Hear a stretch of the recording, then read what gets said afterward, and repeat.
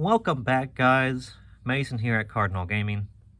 Thanks for watching. Appreciate you.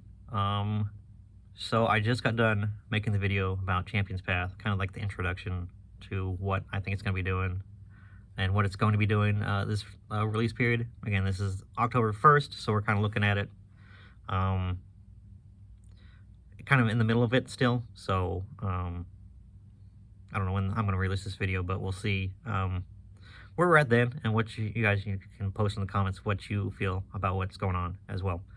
I want to talk about market value, particularly with let's not just say Pokemon in general. We can broaden it out to be talking about anything that is a sought after item that is in short supply. So it's complicated, okay? So as a local game store, I want to have the product available for my community that's, for the rest of the year are buying my stuff at my prices, and they support me, and I want to take care of them when I can. And, I think I do. That being said, when a product like this comes along where otherwise we don't make great margins, when there's something in short supply that I'm getting very little of, where everybody as a whole is getting very little of, the rule of supply and demand does take effect. I mean, it is a valid thing, and I know it's like a cop-out to be like, sorry guys, it's just I can make more money.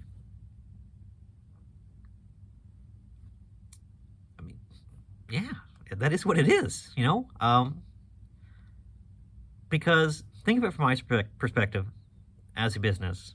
So I'm buying the ETBs. I'm buying them at X price. Well, let's not get into numbers. The numbers don't matter. Let's say I pay 65% on an item. So I have 35% to make up for profits, right? So, and that's fairly normal in a lot of hobby stuff.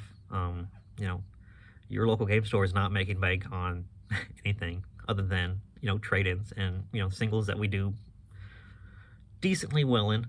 It's not runaway success with that either. But on items that we get from a distribution center or a distribution business,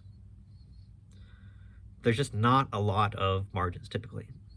So when I am able to make margins, and I'm going to look up just what it's doing right now, just to have a point of reference in making this video. I want to make sure I'm being relevant and using correct numbers that is at least current now.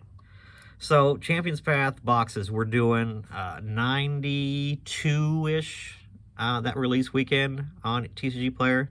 TCG Player is kind of TCG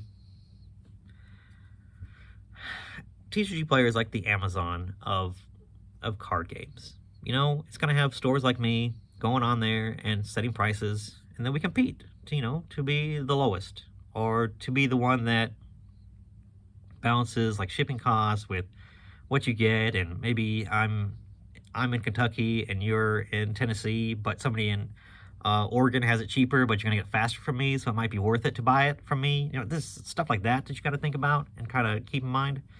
So, and things like that do factor in to people purchasing stuff. And even me, our business has our own website that we list all of our stuff on. We no longer use TCG Player, but TCG Player is still kind of like the rubric that we follow to make prices for stuff. I'm looking at right now, an opened box of Champions Path ETB is at $91.99 free shipping. That is the lowest active listing. So again, it hasn't budged from 92. It is sitting right there at 92. So I got my 60 boxes of Champions Path that I did pre-orders for. I had pre-orders up on my website for MSRP. We got closer to being probably like 3 weeks out, maybe 2 weeks out, and prices started to go up. On TCG Player, I looked it up, and it was pushing 70. You know, as a retailer, I'm going, whew. I mean, even if you don't factor shipping, that's an increase. That's an increase in price. And again, that's not me going, well, forget my local guys. I'm going to ship this to whoever's the highest bidder. It's not necessarily that, but it is. I like to keep things on a level playing field. Like, we sell a lot of our stuff. I'm going to say a vast majority of our stuff, sealed and not, around what you can buy it for on TCG Player. If a Commander deck comes out for Magic and it's at $30 as opposed to like the $40 MSRP, I'm going to probably be selling those closer to $35 to $30, depending, if I'm able to, than at the $40, if I'm able to. You know, if something is higher, you know, the law of supply and demand does take effect, because again, I have a global website. I have it national. I can do global, but I like to keep it just with UPS being what, and the Postal Service doing what it does right now. I'm trying to limit that margin of error and losing money. So as a national retailer, because I have a website that anybody can order from and ship anywhere in the country. You know, if I put those up on my website at release and said, okay, I have, let's say my guys here locally bought 20 at MSRP, so I have 60 more to play, or 40 more to play with, math. If I have 40 more to play with, I'm going to put them up on my website for $50 and see what happens. Somebody would come along and buy, and people did. Local guys even bought a case from me, and people will buy all my product, and it goes bye-bye at $50. And then I see that guy go on Burbank City Marketplace and flip my boxes. There seems to be a really weird, just a weird balance of like how people feel about, you know, somebody going out and going out to Walmart, buying all their stock and putting it up on a marketplace. That's okay to people, but if a game store does that, we're bad guys. We are taking advantage of people, and it's unethical for us to be doing this. What you guys don't understand is that if I did put up my product for that price, it would be gone instantly. And for what? Why would I not make that money? Why would I let somebody else profit off my business? It doesn't make sense. That's not a sensible reaction. You know, your Walmarts and your Targets don't care. They have their number that they want to hit, and they're gonna be happy with it. If one person buys it all, or if, you know, everybody gets a piece of it, doesn't matter. They don't care. You know, it doesn't make sense for me as somebody that has to build my wealth, build my, you know, and pay my things that I have to pay, my utilities and my employees and all that. I have bills just like if you're going out and you can't buy, if there's 6 ETBs on Target's shelf and you want to buy them all, but you can't, right? Same thing with me. I can't necessarily buy all of the next Magic products because, you know, I have limitations too. I don't have unlimited amounts of money, you know, whereas if I was building my wealth up, maybe I could next time, you know? So, you know, I have to look at it in that way, in that I could be making money, and to leave money on the table for somebody else to profit off me doesn't make sense. Does it happen? Probably, absolutely, yeah. Do we have people in our store that are on their phones and looking at prices, and if they can buy a game for $10 cheaper, do they buy it and go on Facebook and make the $10? Probably, guaranteed. I'm sure there is. But, you know, I have to limit that as much as I can, because if they're able to find a buyer at that price, that means I can find a buyer at that price. And probably even easier can I buy a buyer at that price, because, you know, I have a business that is legitimate, and people look at it and say, hey, this guy's the real deal. He's not some, guy that's selling out of his house or spare bedroom in his house.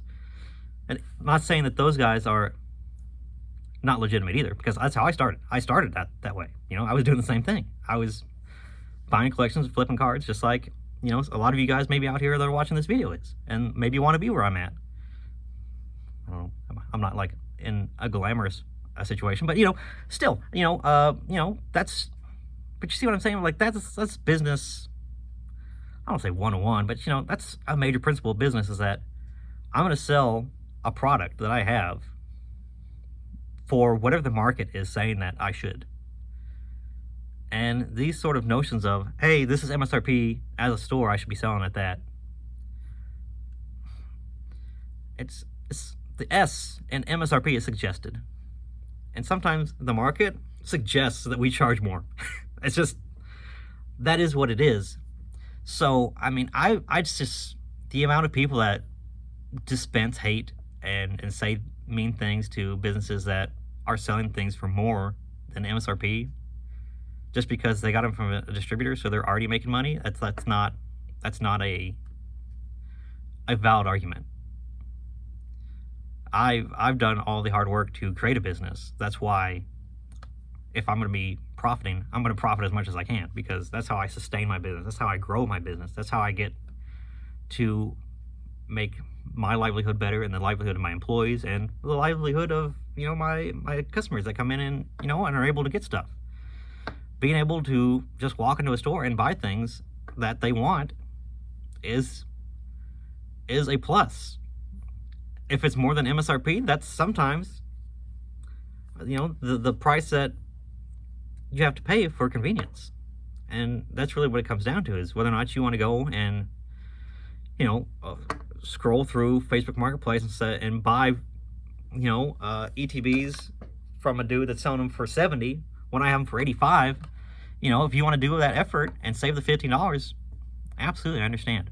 And that's not you hating on my business.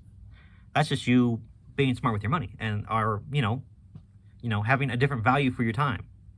But at $85, I had all my, I probably had 25, 30 at that price. I sold them all in 2 days. It doesn't matter. The market is what it is. The first wave went out in all the big box stores. People bought them all out, and people still wanted the products. So, they're buying from me. And there should be nobody shaming any business for selling things at what the market is dictating. Now, if I had these up for $120 because, well, I just want to sit on them, and if somebody really wants it that bad, they're going to pay for it, that's different. Again, these ETBs haven't moved from 92 since release, and even before release. And I was getting hate for selling them at 85. Basically what that price would be minus the shipping. And when you can't find them for anywhere cheaper than that, it was crazy to me. And I think people need to understand that, somebody reselling from me would not make it okay to be $75. Whereas, if I was doing it straight up, making that money, I'm a terrible person. I don't see the understanding there. If you have a different opinion on that, please let me know, because I'm interested in seeing what people think.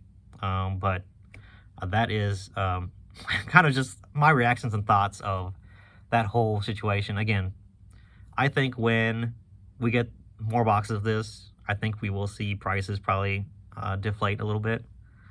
I would not be surprised to see them for 80-ish on TCG Player, just because there's going to be so much more.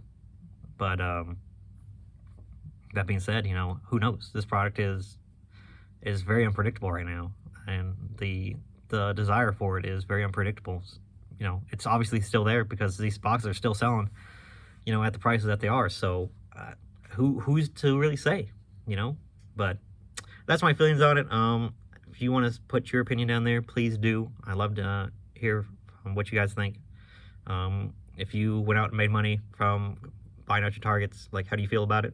How do you feel about a store selling at the same price you were? I'm interested. So that's all I got. I'm gonna talk to you guys later. Bye.